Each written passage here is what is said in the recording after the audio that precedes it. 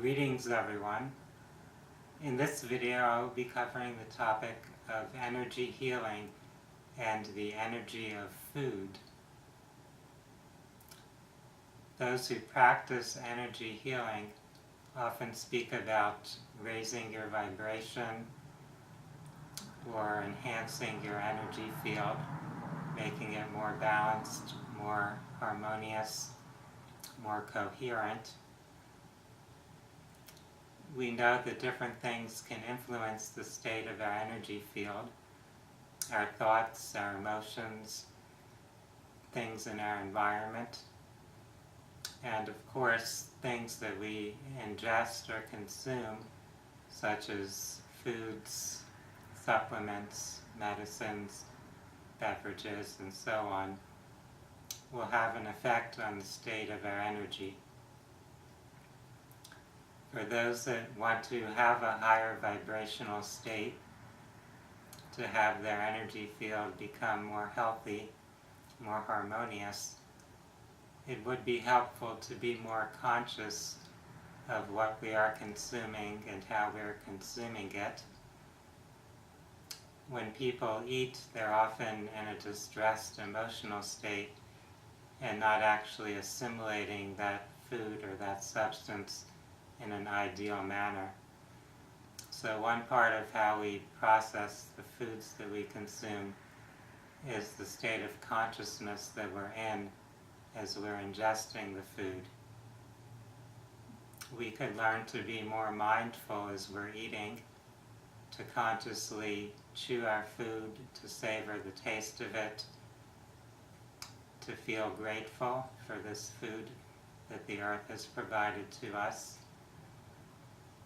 That will bring us into more harmony, into a more desirable resonance with that food, and enable our digestive system to more efficiently process it, to assimilate the nutrients from that food, and to clear out any residue, the leftover materials that our body won't need and that it will be eliminating. Of course, the quality of the food, the components of it, and the energetic state of the food itself can be quite significant. In our modern era, much of what people consume as food is heavily processed, heavily denatured in a sense, lacking its original life force. If you were to take a Carolean photography image of a living food, a raw food, a food that has not been cooked or heavily processed, you'll see that it has much more of an abundant energy discharge than the foods that have been denatured, that have lost their essence on the energetic level. Even though things may appear to be intact chemically, they may be energetically deformed. And then even on the chemical level, when we process food, when we cook it in different ways, we're damaging the nutrients within that food, and thus when it's consumed, it will provide less quality of energy and chemical nutrition. For those that are looking to heal from illnesses, it's often recommended to lighten up your diet. This enables the body to more effectively detoxify itself, to clear up any buildup of harmful substances, buildup of mucus, of inflammation, and so on. Raw foods, vegan foods, these types of foods are lighter foods. They are less dense in that sense. They create less challenge for the digestive system overall, and therefore the body has more energy to use for other processes, not being diverted into that extra challenge with digestion.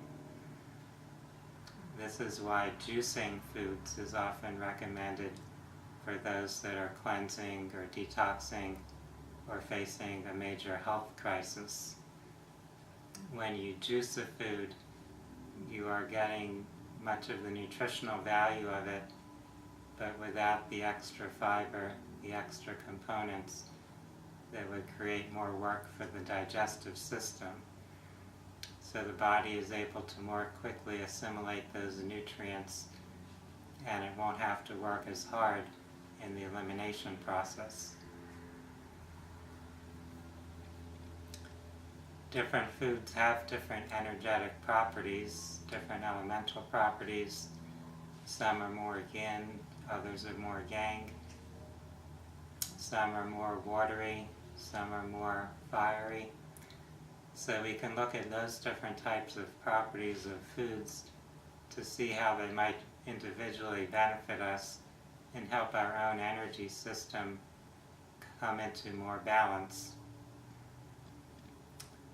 We're all alchemical beings. We're converting that food into what we need within our own system, just as the plants convert sunlight and water and minerals from the soil into what they need to grow and thrive, and animals convert the plant or animal materials that they consume into what their systems need for surviving and thriving. This is an important concept to recognize, since we're each reacting in some way to what we consume or ingest.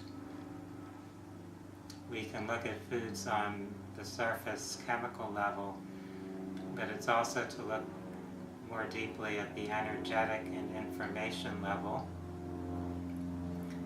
These are energy fields that we're interacting with, and sometimes we're in resonance with them, and other times we may be in a conflict with that form of energy or information. We might have a negative reaction to something. Food allergies would be an example of that, where something that theoretically on the chemical level has no particular hazard associated with it, yet when a person consumes it, their own body, their own mind-body energy field system reacts as though that particular food is harmful. The person might break out in hives, they might have mucus form in their body, there might be some other symptoms associated with that reaction. So we need to consider how we are interacting with those foods on the energetic and consciousness levels. If we look at the differences between raw, naturally grown foods and more processed foods and cooked foods, we'll see there would be a significant difference on the energetic level. Those raw foods have a much stronger energy field. They're in a different type of vibrational state than cooked foods, foods that have been processed and packaged and have lost their vitality. When those foods don't have their own vitality, when they don't have their own enzymes, we have to use more of our own energy to process them, to assimilate them, and therefore the net energetic gain or benefit from consuming food would be much diminished when we use those more highly processed foods. Thus, if we want to maintain ourselves in a more high vibrational energy state, where what we do consume gives us more of a net benefit, it would be helpful to shift our diets more toward those raw and living types of foods, toward more of a vegan type diet and less cooked food.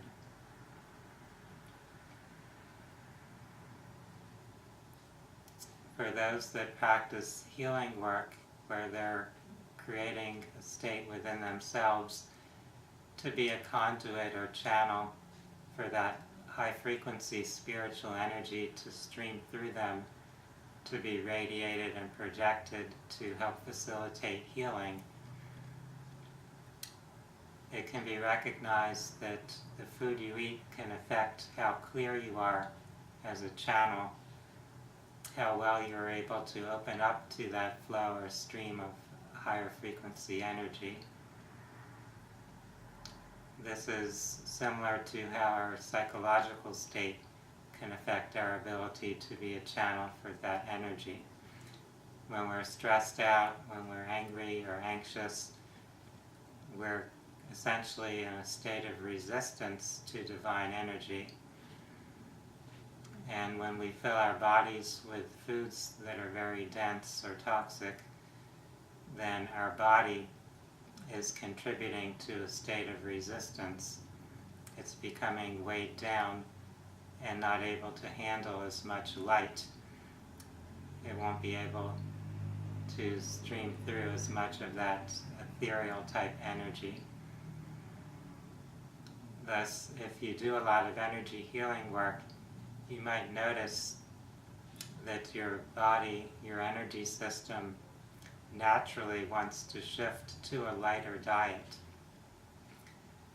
You may also find that you no longer have desires for some drugs or addictive types of substances that you may have used in the past. People who do healing work often find that they no longer crave alcohol or cigarettes, that they no longer need pharmaceutical drugs that they may have previously depended on. So as we let this high frequency spiritual energy stream through us, it can help balance us and cleanse us so that we are able to function in a more desirable way and not seek out those types of external substances that give momentary compensation or some type of escape from feeling an unpleasant sensation. In other words, we are more balanced and harmonized within ourselves and more tuned into the divine, so we're not craving some type of a drug high or low, and we're able to maintain that state of well-being more effectively.